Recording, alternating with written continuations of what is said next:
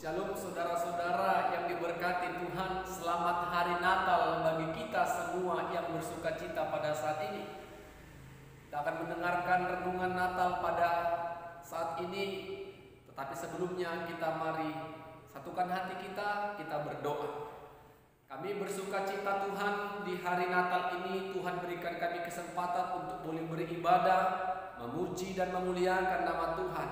Biarlah kuasa Roh-Mu senantiasa memberkati hati dan pikiran kami, sehingga renungan Natal pada saat ini boleh menjadi kekuatan dalam hidup kami. Dalam nama Yesus kami berdoa dan bersyukur kepada Tuhan. Amin. Saudara-saudara yang diberkati Tuhan, pada perayaan Natal tahun ini kita mau diberkati oleh kebenaran firman Tuhan dari Injil Lukas pasal 2 ayat pertama sampai ayat yang ke-7. Injil Lukas pasal 2 ayat pertama sampai ayatnya yang ke-7. Kami membacakan firman Tuhan bagi kita. Demikianlah firman-Nya.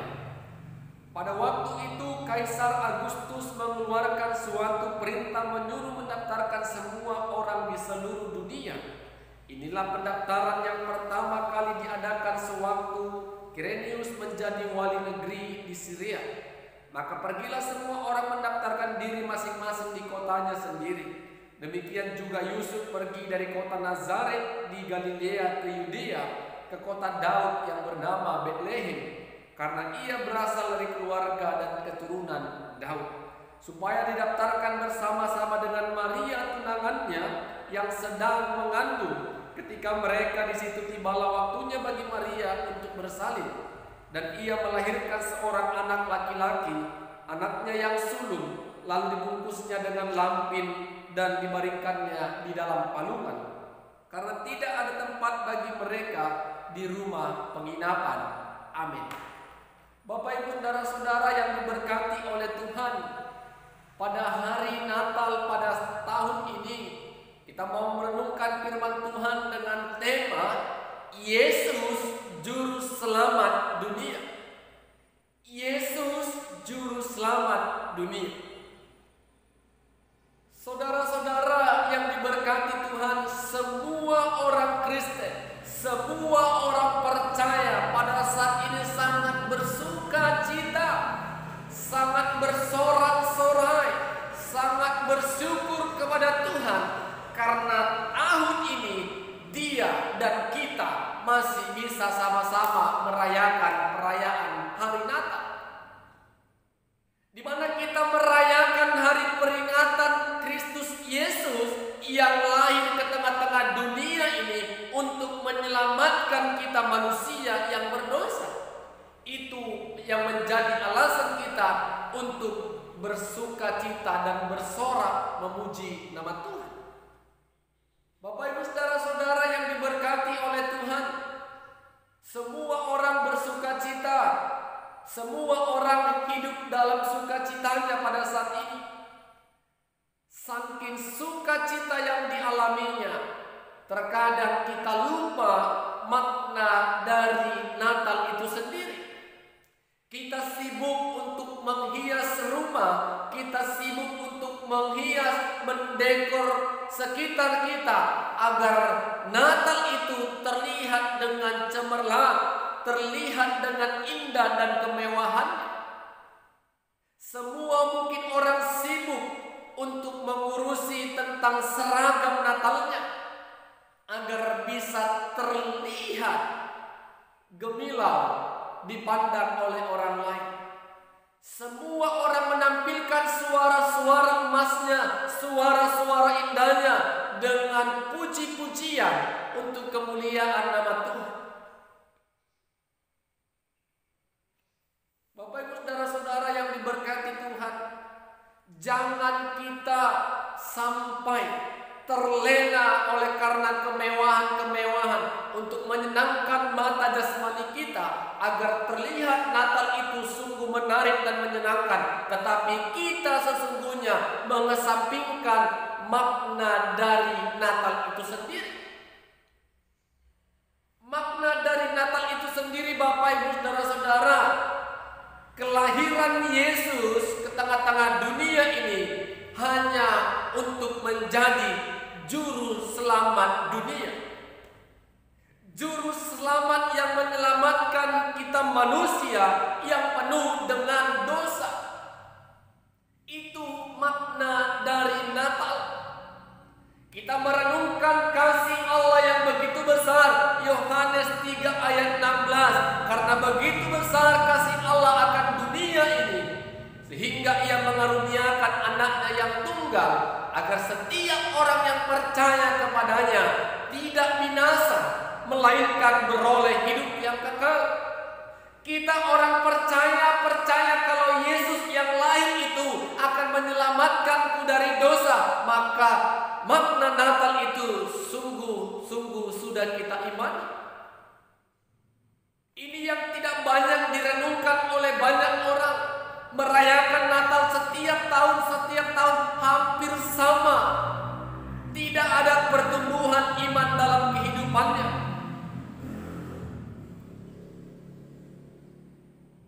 Firman Tuhan yang kita baca dan dengar pada perayaan Natal ini mengisahkan bagaimana Yusuf dan Maria bersyukur oleh karena anugerah Allah kepada Maria. Maria mendapatkan kasih karunia dari Tuhan. Apa kasih karunia-Nya? Dia boleh mengandung anak laki-laki yang dinamakan oleh Allah itu sendiri, yaitu Yesus. Padahal kalau kita membaca Alkitab sejarahnya Bapak Ibu Saudara-saudara, kehamilan Maria bukan hasil dari hubungan suami istri. Karena Alkitab mencatat Yusuf dan Maria masihlah bertunangan. Ketika mereka akan mendaftarkan dirinya, akan mendaftarkan menjadi pribadi yang tinggal di daerah Bethlehem, agar nama mereka tercatat untuk mendaftarkan diri mereka. Mereka pergi ke Bethlehem, dan di Bethlehem Bapak Ibu Saudara, tibalah waktunya bagi Maria bersalin. Saudara-saudaraku yang terkasih, kita melihat peristiwa kelahiran Yesus sangat-sangatlah sederhana. Kenapa dikatakan sederhana? Maria melahirkan Yesus di kandang domba. Di kandang domba yang hina secara manusiawi.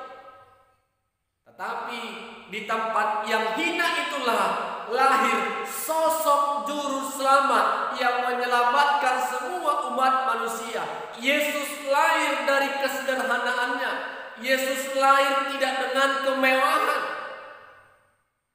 Ini yang menjadi perenungan bagi kita. Yesus juru selamat dunia, itu yang mau kita imani sebagai Tuhan. Tidaklah dengan kemegahan, kemewahan, tetapi dengan kesederhanaan kita boleh merayakannya dan bersuka cita. Kalau kita memiliki harta yang lebih untuk bermewah, janganlah kita kerjakan. Jadikanlah apa yang kita miliki, harta yang kita miliki, kalau kita mau berbagi di Natal tahun ini, bagikanlah kepada mereka yang memerlukannya, yang membutuhkannya. Yatim piatu, janda, lansia, dan orang-orang yang benar-benar perlu perhatian. Sehingga kemewahan itu boleh dinikmati, boleh dirasakan oleh semua orang. Sehingga Natal tahun ini kita menjadi sumber berkat bagi banyak orang. Karena apa? Bukan karena kita mau dipuji, tetapi karena kita merasakan kasih Allah terlebih dahulu yang sudah kita rasakan melalui kelahiran Kristus Yesus. Bapak Ibu Saudara-saudara, banyak orang yang menghabiskan puluhan juta hanya untuk mendekor bagaimana perayaan Natal itu akan terlihat mewah. Seragam berpuluhan juta agar dilihat orang, keluarga itu terlihat kompak. Jadikanlah apa yang kita miliki, apa yang kita punya untuk menjadi saluran sekedarlah kita merenungkan kelahiran Yesus sebagai juru selamat dunia dengan penuh kesederhanaan. Karena Yesus sendiri pun lahir ke tengah-tengah dunia ini bukan dengan kemewahan. Jadi jangan ada yang putus asa ketika tahun ini tidak bisa beli apa-apa, tidak bisa memakai baju yang mewah, baju yang baru, jas yang baru, sepatu yang baru. Karena itu bukan sukacita yang sesungguhnya. Sukacita sesungguhnya bagaimana kesederhanaan kita bersyukur dan bersukacita menyambut dan memperingati hari kelahiran Yesus Juru Selamat dunia. Amin. Kita berdoa. Terima kasih Tuhan buat renungan firman Tuhan pada hari Natal tahun ini. Boleh kami dengarkan dengan baik. Kami yakin Tuhan Yesus Juru Selamat dunia yang menyelamatkan dosa-dosa kami. Roh-Mu yang kudus memberkati kami sehingga kebenaran firman Tuhan boleh kami kerjakan dalam kehidupan kami. Dalam nama Yesus kami berdoa dan bersyukur kepada Tuhan. Amin. Selamat hari Natal bagi kita semua.